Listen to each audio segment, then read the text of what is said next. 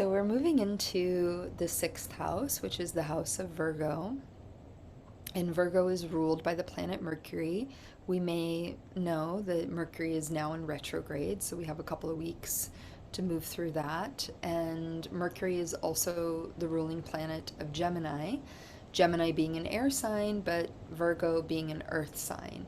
So both are very mentally oriented, but a little bit different of a frequency because of the elements, right? The air is a little bit more wild, you could say, a little bit more circulatory, and the earth is a bit more grounded and much more, I would say, systematic.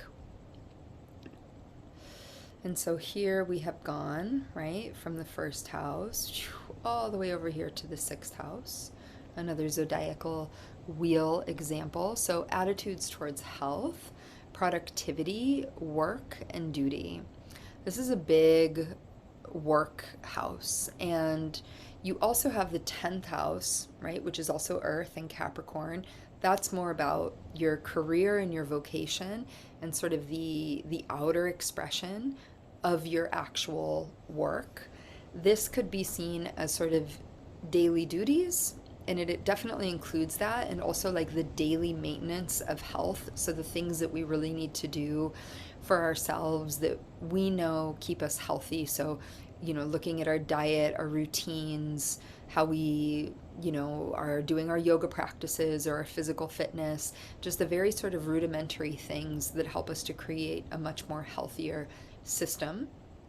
And then we also want to think of work as the place where we're really, the sixth house rather, as the place where our work is really beginning to refine itself. So this is also a place where mentorship could happen, where you're working alongside someone or you're working underneath someone or you're a part of a system that is really teaching you about maybe where you want to get to when you're here in this 10th house, right? And you're using that 10th house energy to be like, okay, this is my career, this is my platform, so to speak, right? This is the way that I'm gonna sort of express it out in the world. But you're learning some skills here in the sixth house that's teaching you about how to refine what it is that you want to do. So that's a lot of times a mentor will come in. There's also a tarot card. I didn't put it in here, but the tarot card of the Hermit represents Virgo, which is like that person that's kind of staying inside to really study for advancement. So let's see here. So this is Emily. She's not on the live call. She's watching the replays. Is a very good friend of mine.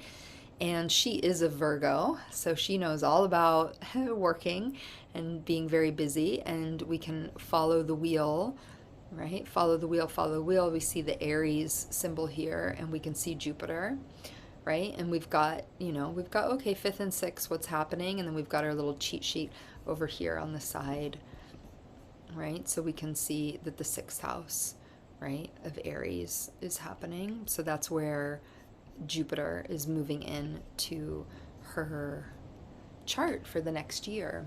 And so what I would say with Jupiter being in the sixth house, it's just going to be more work, which she's probably not going to be surprised by that. I think of Virgo, the sentiment is really that like you're never not working. It's a very busy, very active, again, systems, right? Putting together systems, master administrators. So really understanding all of the little things that need to get done so that the wheels can turn and the wheels can spin. But it's not necessarily like career advancement or career recognition, although whatever's happening in this next year, whatever is being refined, people are going to notice it. And then that's going to lead, right, to maybe a deeper sense of recognition or pointing that in a specific direction. Another thing that I would add for Virgos or for this house placement, right, Jupiter in Aries in this Virgo house, is to have intention around our work, because a lot of times, and I think this is a general sense, we can get really caught up in working, like being really busy and having all of these things sort of whirling around us, but we're not so intentional and we're not so focused that we feel that we're really moving forward. And a lot of times it just leaves us feeling really depleted because we're super, super busy, and it's kind of exciting and we're riding the waves of that. But we want to work with intention so that we do feel like we're in a process of refinement, right? That we're going in deeper into whatever that thing is, whatever the calling is, or the calling of the moment, so that we can really master that. And when we look at masterful sort of Virgo energy, I mean, these are people with very sharp minds, very clear about how they're presenting things, very successful in pulling like moving parts together and creating a masterful presentation.